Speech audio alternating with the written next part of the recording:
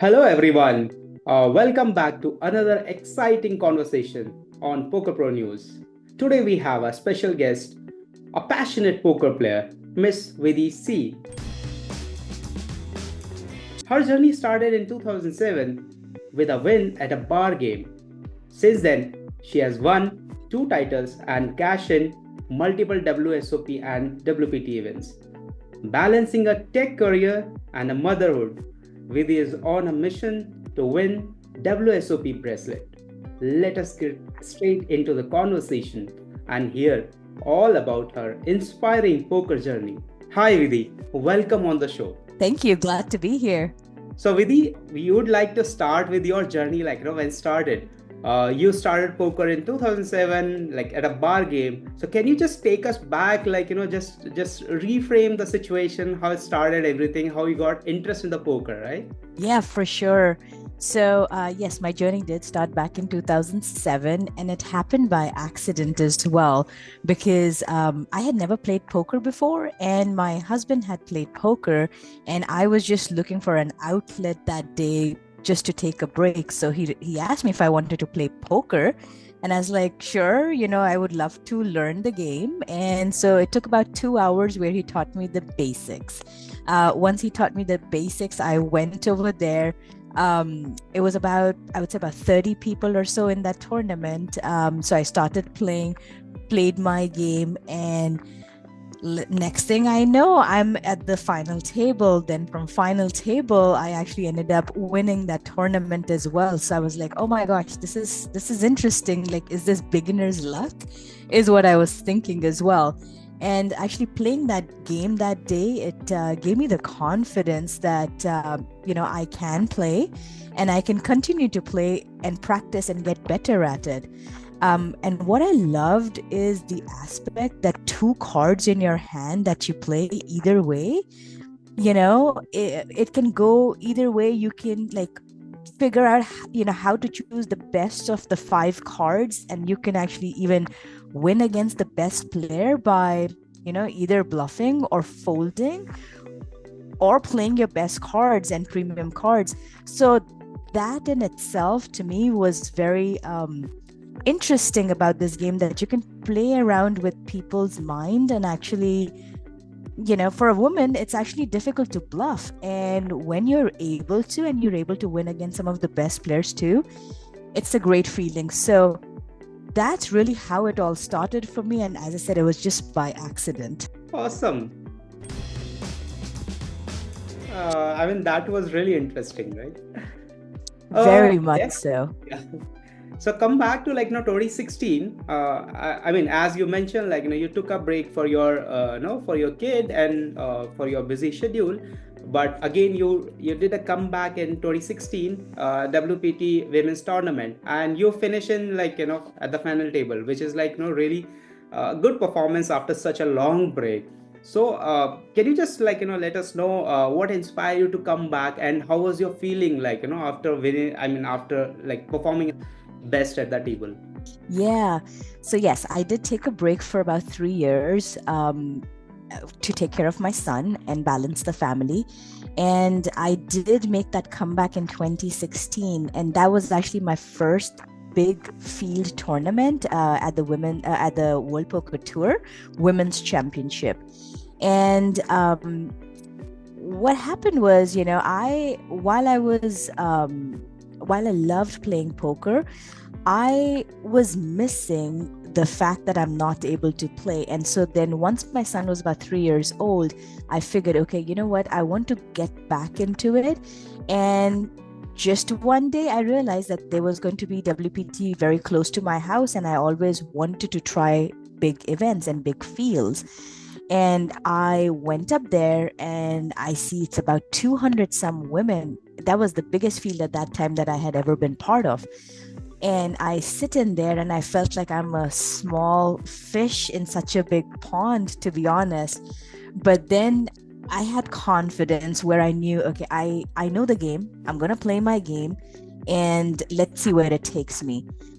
And In the meantime, I had trained my mind and body to be at the tables for hours and hours together because it takes a while to get used to that. So I felt I was ready at that time where I could have a comeback, and hours and hours at the table. The next thing again, I know I'm at the final table with, after having 200 women in this tournament. That was definitely a matter of pride as well for me, that after taking a break for 3 years, I can still be good at the game and I can play my game. So when that happened is, you know, I wanted to inspire other people from my journey as well and let everybody know that it's okay to compete in a field where it's tons of people, and you got to have that confidence that you are equally good. And now I love to inspire people with that journey because it's important. Getting that confidence is probably the hardest thing. And that's really what inspired my comeback, is to see, can I continue to do this? I would say it's an incredible comeback, and more inspiring to a lot of mothers, who generally take break from their passion, or maybe because of their job or anything else, right? I mean, really inspiring. Cool. Thank you. You are wearing multiple hats, right? So you're a tech leader, mother, playing poker. So how do you do the balance, between all these roles and following your poker dreams also, right? Yeah, definitely. Balancing is a true act, to be honest with you. And what really helps me to be able to balance is because I'm so passionate about the game. And I'm passionate about what I do, even at home, in terms of taking care of my family or my work. So because I have that, it is difficult to balance, but because if you're passionate about something, you figure it out how to balance it all, right? So today, the way it looks for me is, of course, daytime I'm working. And if my son is home from school, I'm obviously taking care of him while balancing my work. Or I'm working in the daytime, taking care of my son once he's back from school. And at night is when I actually end up studying. And weekends, I end up competing. So obviously 7 days of the week are like completely jam-packed for me because of being able to balance all of that. But the biggest thing I have for me, I would say, is my family support. I would say my husband, my son, they're probably my biggest supporters, and they allow me to do so. So that's how I'm able to balance that, to be able to work and be able to play and balance the family. I mean, that's great. A family support is really indeed, for doing anything, which is offbeat. Moving to the next question. So you won your first title in 2022, which is mid-stage poker tour, and then followed it by in 2023 also, right? So how does these victories means to you, and how did they impact your confidence as a poker player? Because you are following again some dream, you're in a comeback, you are just regularly playing Yeah, of course, just like every poker player, the dream is always to win bracelets, right? Now, getting those titles reassured me that everything I am doing is for a purpose and I'm getting better at my game. Of course, as we all know about poker can be it's great. You can play the right cards, play the right strategies, but sometimes if it's not your day, it's not your day. um, with keeping that in mind, and of course playing the best that you can out there, and winning these titles and victories really gave me the confidence that I can stand up against some of the players who have multi-million in winnings. So with every win, with every title, it continues to reinforce the fact that I'm on the right journey and I can stand up against some of the best players in the world. As a matter of fact, I remember being at the same table with Chance Cornuth, and he's one of the best players in the world. And in MSPT, there was a time where I was able to bluff him out of a hand, and that just felt so good because, of course, these are the professionals who do this day in and day out. And with me having the number of years of experience that I have and the passion for the game, taking some of these people out or bluffing them definitely continues to build the confidence. Great. I mean, it's just a check also, like, are you on a right path? If you're doing so, I mean, it's a continuous check. It's taking one step ahead towards your goal, right? What is it? Yeah. Yeah. You have, like, you played WSOP, you played WPP. Would you be able to share some memorable experience? Like, you already mentioned one, like, you did a bluff to such a big player. But yeah, any other experience which you would like to share with our audience, like, Absolutely. I think I've had so many memorable experiences. A few that I can definitely think of is when you walk into that room of the World Series of Poker with thousands and thousands of players from around the world. It is a completely different feeling, and experiencing that feeling, it of course gives you butterflies in the stomach when you're not used to it. And I remember walking into the room and seeing the players that I had seen on TV. It was a complete dream come true. I remember running into Kathy Liebert as an example, and she is in Poker Hall of Fame. I remember looking at her and realizing, oh my gosh, how good she has been, and she's been an inspiration as well, as an example. So that was definitely one of the memorable experiences. The second memorable experience I remember was my very first World Series of Poker, when it was 50 years old, and they had introduced this game called the Big 50, which was 50-minute blind, 50,000 in chips, 5 million in winnings, if I remember. So, or rather, 5 million guarantee. I absolutely wanted to give a shot at that, right? And I remember playing my day one after 8 hours or so. I get out when I have pocket aces. And I was extremely upset because, of course, I played my hand the right way I should. And I still remember I got it against Ace Jack. I wasn't sure if I should rebuy, because generally in the past I hadn't rebought as such. Only one bullet to play. And I remember rebuying after 8 hours of playing. And it was the maximum late registration you can have for the day. And I rebought. And I went back, sat at the table with barely any like 10 big blinds, maybe if that at that time. And I continued to play, build my stack. And the next thing I know, I bagged that day. That was a great feeling. And that was my very first World Series of Poker back in 2019. And I come back for day number 2. And I remember the field getting smaller and smaller and smaller. And the next thing I know, we're in the money. And then the next thing I know, we're in the top 10%. And this field was about 28,000 people. That moment was very precious, for sure, that out of 28,000 people, I was in the top 10% by then. And that too, having to rebuy day number 1 after 8 hours, I don't think I'll ever forget that experience. And that reminded me that it's okay to rebuy one time when you know your game and you just got unlucky the first time. It's okay to retry. Wow. I mean, I must say, bullets work out many times, right?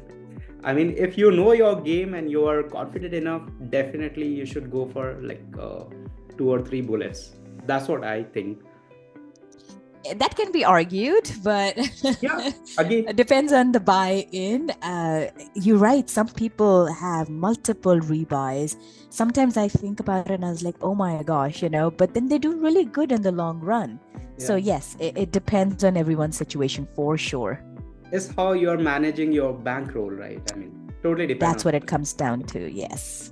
Correct. Cool. So next, let's move to the next question. So I mean, because again, you're playing and you have family also, so definitely your family support is needed. So as per, like, your husband, as you mentioned, like, he he taught you the poker as a game. Apart from that, like, what kind of support he generally give you? I mean, just want to understand from a women perspective. So it should be inspiring for other women poker players also, right? Yeah, totally. And thanks for that question because it's very important for women to know as well. Because we all do struggle sometimes on how to balance and or feel guilty if we are away from our families, right? So in my situation, my husband has always stepped in when I needed the help. So if I wanted to go play, he always encouraged me that, sure, go for it. You're good at it. Continue the journey. And he would help me out at home, take care of my son while I'd be, at the table trying to play over there. So that really helps me because I know my son is taken care of and a peace of mind that my husband is okay if I am going and playing. Of course, it's a financial commitment as well. But as long as you're managing your bankroll and you're not impacting the family in a negative way, and your family obviously believes you and supports you wholeheartedly that, yes, it's a commitment, it's a big game, it takes hours to play, and we generally do good at it. That support is very important because without that support, I don't think I'd be able to do what I do. Having that peace of mind that someone is at home and they are okay really helps me to concentrate on my game when I'm not home.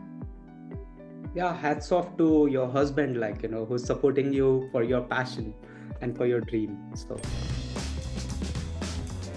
So moving to the next question, like, poker is a game of skill and mental toughness. So my question is, like, how you manage to, being mentally sharp and focused, what kind of learning you take? I mean, any coaching, anything else, any reading, just to help out other aspiring poker players. Yeah, of course, you have to continue to sharpen your skills because this game continues to evolve and change. What it was 10 years ago is definitely not the same.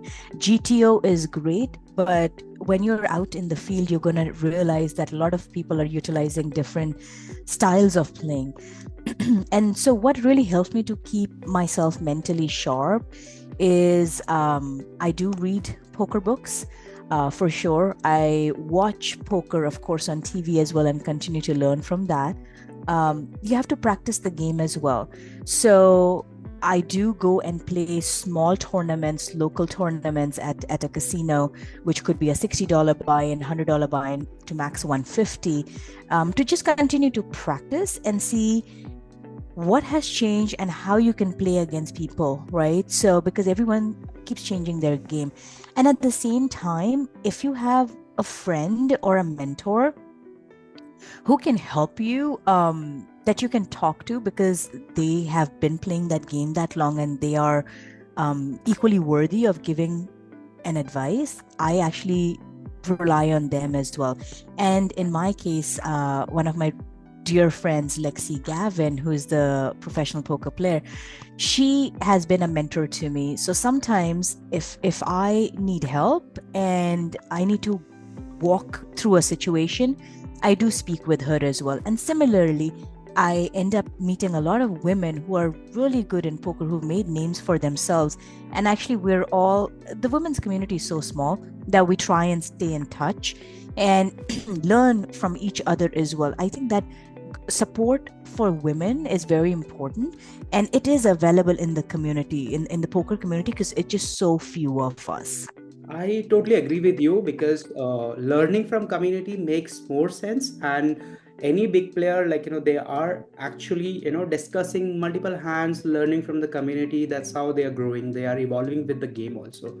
True, 100% true. Okay, so you are really passionate about representing women in poker, right? So what do you think can be done to make, like, the game more inclusive for women? Yeah, that's a good question. So from the time I've started to where I am, the game, I'm just so happy that we have specific events just for women, right? Because it's important. for women to continue to play and represent within the game of poker. Now, for it to be more inclusive for women, um, sometimes we are underestimated when it is a co-ed game. That's what I've realized. And of course, sometimes you hear some things at the table which are not appropriate, or they can try and put you down or put you on tilt by saying something. That's one of the reasons why I wear headphones when I'm at the table, is because I don't want to get distracted with any conversations. So for it to be more inclusive for women, I think one thing I would say is everyone should be very cognizant of conversations at the table and not to underestimate women, that they can't bluff, because we sure can bluff as well. And for it to be more inclusive, I would say more women events. Honestly, I think that's really what we want. And of course, we've had a few events where men have entered and have tried to win that game. I'm not a proponent of that. So my recommendation to the poker host and the coordinators would be to try not to have not for it not to be open to men if it is truly a women's game, because the history speaks for itself. I mean, things have happened when it was not welcoming, and the poker community of women didn't enjoy that game as much as they should have. I mean, that's really cool. Like, definitely, all organizers should think about this, and they should do something really about it, so that more and more women can come up and they should play regularly, right? Yeah, and I would say, yeah, because again, poker is getting huge around the globe. Having some meetups probably would be a great opportunity for a lot of women to learn from each other. So I'm really hoping when I'm retired, actually have events like that where I can go and help women. Is honestly, as I said, a passion for me to upskill women is part of my plan by learning as much as I can while I'm playing today. That's a good idea, in fact. Okay. So you have a bigger dream, like any other poker player, winning a WSOP bracelet. So, I mean, would you like to share, like, what kind of preparation you're doing and what kind of learnings are going on? Like, so just want to understand from your perspective. For sure. Yeah, for me, as I was mentioning, some tips and tricks of what I do today and even for preparing for the WSOP is when we're getting closer for the WSOP game, I am continuing to read, I'm continuing to learn, I'm continuing to watch videos, go through the content that is available as well online for purchase. So I end up reading a lot of that, understanding from the poker players and learning that content, watching the game, practicing the game, and again, talking to my mentors to understand, within that position and that range, would that be acceptable to play, wouldn't be acceptable, and or some odds, right? So I always discuss that with my community as well to make sure I am sharp at it. And of course, practice, right? So it could be online or it could be local game, as long as you're continuing to play and learn. Those are really the things that I utilize to be able to get better and hope to win the WSOP bracelet.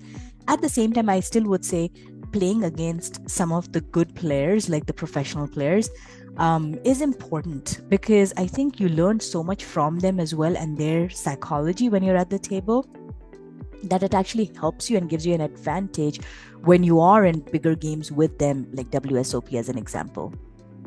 I mean, that's great. And we wish you all the very best, like, for that. Can we have some rapid fire questions? Yeah, sure. So, what's your favorite poker hand? My favorite poker hand, actually 9-7 suited. Any specific reason? When I look at the odds, the amount of time 9-7 has actually held up, honestly, that is the reason why I go with 9-7. Believe it or not, next time when you notice a poker table, you're going to see 9-7 a lot. Got it. One poker player who you admire a lot. A poker player that I admire a lot is Lexi Gavin. Okay. Tournament or cash game? What is your preferences? Tournament. The most challenging poker format you have played? Most challenging poker format. I would say six-handed poker table would probably be the hardest one that I have played. A dream poker destination you would love to visit and play poker? It's got to be probably India, because I've been wanting to go play within India. Oh, great. You must visit then DPT, Delhi Poker Tournament, and we definitely will meet up. For sure. Okay, so what's more exciting? Winning a big hand or making a tough bluff? Definitely the bluff. I was expecting the same answer. Okay, cool. So if not poker, what's your favorite way to unwind? Yeah, other than poker, I love to travel. I love traveling to understand, different cultures, people, food. It's very important for me to know, how other countries work, just for my own knowledge as well, and just enjoying that culture is part of what I enjoy as well. So definitely it has to be traveling. Great. Cool. So now we are towards the end of the interview. So we would like to so we have a lot of women also as an audience. So we would like to have some few lines or few inspirational things for all the women audience, so that they can also plan a similar fashion, and they can also go for their some big dreams, right? Yeah, for sure. For sure. Happy to help. I think my piece of advice would be, don't be afraid. I know it's always been a man's game in the past, but the advantage that we as women have is looking around the corners and looking at a holistic picture. And we have a better photographic memory where we can remember how each person is playing. I think that is an advantage that we have as women. So I would encourage women to just go and try out the game and continue playing. And if you have a bad incident, as an example, if somebody talks bad at a table, etc., don't let that turn you down. Turn it around and take it as a positive, because you can basically use that against them as well in certain cases and situations. So that would be my suggestion, is don't be afraid. Just go out there and try it, and don't give up on your poker dream. I mean, awesome. I mean, that's a great advice for all the players, not only women, but for everyone. So, I mean, it was a pleasure having you on the show. Thank you so much for being here and sharing your thoughts. And we are really inspired by your journey, how you're managing everything together and chasing your dream. We wish you very best wishes for to win the WSOP bracelet, and definitely we would love to cover you once you win that. I would love that too. It's definitely a dream, and I'm hoping the dream comes sooner than later. It's been my pleasure, and thank you for doing this for a lot of women. I think it's important for all of us. So we truly appreciate you covering as well. Thank you, Vidhi. Thank you so much. It's been my pleasure. Yeah.